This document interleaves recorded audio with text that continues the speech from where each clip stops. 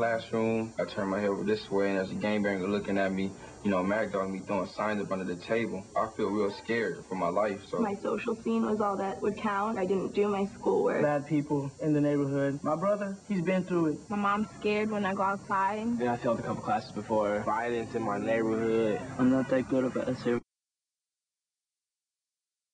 120 today. How are you? So if there's anything you need, just ask these guys. They'll take care of it, all right? Welcome aboard. Thank you. You ever been around anything this fast before?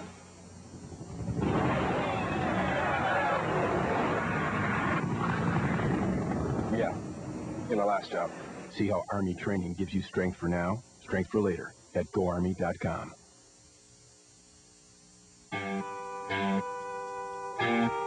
The United States Army presents Black History Month.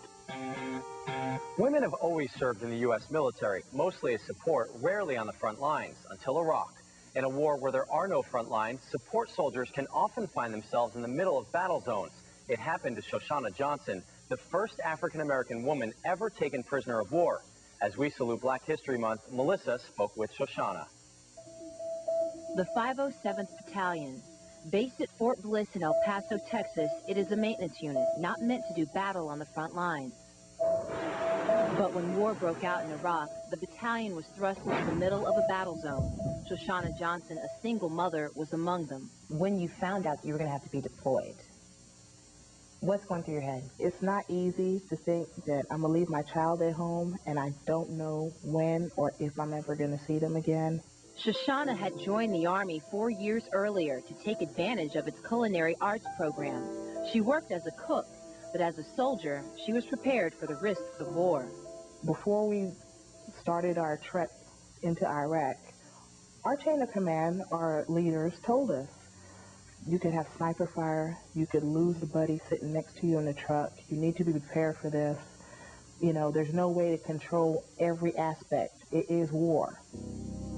Then, on March 23, 2003, as they traveled in a convoy carrying Army supplies, the 507th took a wrong turn into Nasiriyah and was ambushed. I have no idea why I'm still here. I mean, an RPG hit my truck. How am I still here?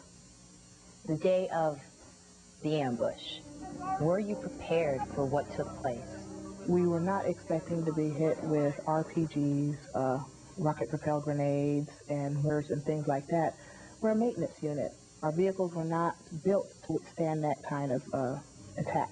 8 soldiers were killed during the ambush, most of them young men in their teens and early 20s. Another soldier, a young mother, died in captivity. Shoshana was alive, but badly injured. I was shot in both legs. It fractured a bone in the left leg and then tore the Achilles tendon in the right. Back home, the community was devastated. A lot of the soldiers who were leaving were telling their families, oh, Mom, Dad, don't worry about me. I'm in the background. I'm not going to be shooting a weapon. And so when it came down that these maintenance crews and were in danger, it just shocked the community. It wasn't supposed to happen. Then another shock. Video out of Iraq showed Shoshana and 4 other soldiers being held as prisoners. Where do you come from? Texas. They looked frightened and wounded. No one knew where they were.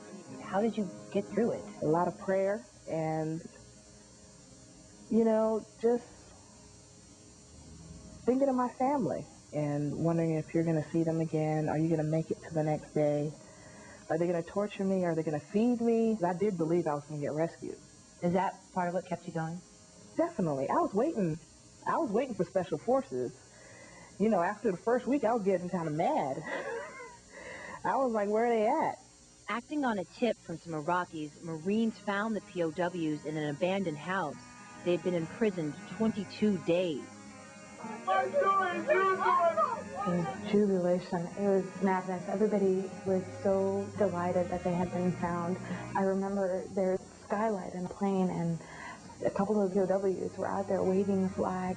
They were welcomed home as heroes. Do you think of yourself as a hero? No. I didn't do anything. Dr. King and them made a conscious sacrifice. They put themselves out there to do right, to make sure others receive the benefits of their sacrifice. Mine was by accident. They went through a huge ordeal, a nightmare, and survived. I think that's why, for the community, they became heroes. Today, Shoshana is retired from the Army and spends her time raising her daughter and taking cooking classes. While she shuns the spotlight, she does speak out to young people with a message she hopes they'll take to heart. Thankful.